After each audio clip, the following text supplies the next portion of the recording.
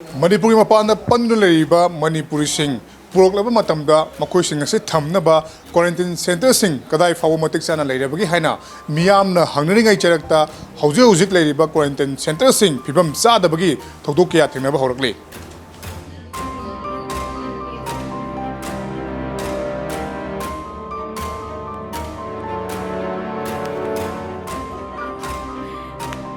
Hauzi Imphal East ki hauta da leiba Sainik School thamliba quarantine center asida aduki matik kudongcharaba kya ama mayoknare haina mafam du leiriba miyamna phongdoknarakle maru oina mafam aduda leiriba washroom sing mawong sadaba amadi leiriba phangliba ising sing asi amotpa ising oibana maram moraga miyamda hena tujung pole hairi aduga nakal amaromda hauzi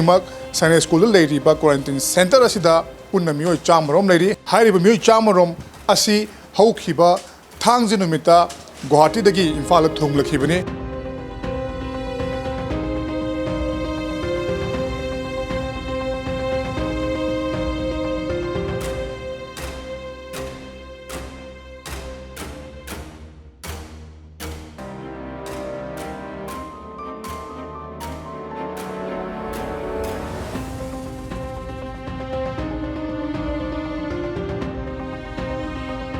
Mamangda quarantine center sil leiramba miyamna sizinaramba acha thak chaba thakpa tawkhiba singi arim akha kyamasu paiduna leiri madu phawba sengdoktri hairi aduga nakal amromda Manipur lengakna mapal lamdagi lakpa miyoi khudimak test tawgani haibadi covid-19 test tawgani haibagi laukthokrabasu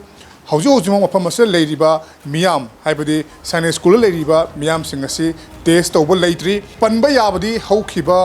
April ki tang anida ihan hanbu oina Guwahati dagi Manipur lakhiba miyam adu nongma fadringai da makogi sample pulap lauraba matungda test tawduna loinamak negative oiri haiba khanglaba matamda mayumda home quarantine tawnabagi damakta thadokhibani adubu hauji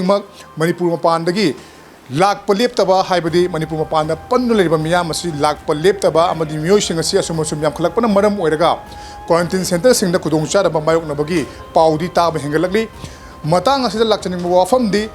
Manipur da lakadoriba nongmanini asida Chennai dagi thunglagani adugi su mathakka tongan mafam singdagi miyoi kaya ama laklagani hariba miyoi sing asigi thamnaba sing asi kadai fawba lengangna sillibage lengangna sillabasu hariba silli mafam sing adu kari facility phangalibage haibasi yamna chawba wahang amadi lakli loirana lenganga lauthokhiba haibadi mapan lamdagi lakpa miyoi pumnama covid-19 test tawgani hariba adusu hauzik fawba numit nini humni suraba mapandagi lakhiba miyoi sing test tawduna thamliba asinadi lakadori mayam sing adubusu karma matamda test tawdori bano haibagi wahang su chang lakli camera person Chungkham Subhash Kanone paramjari by Kitamayum Premchan Impact News Imphal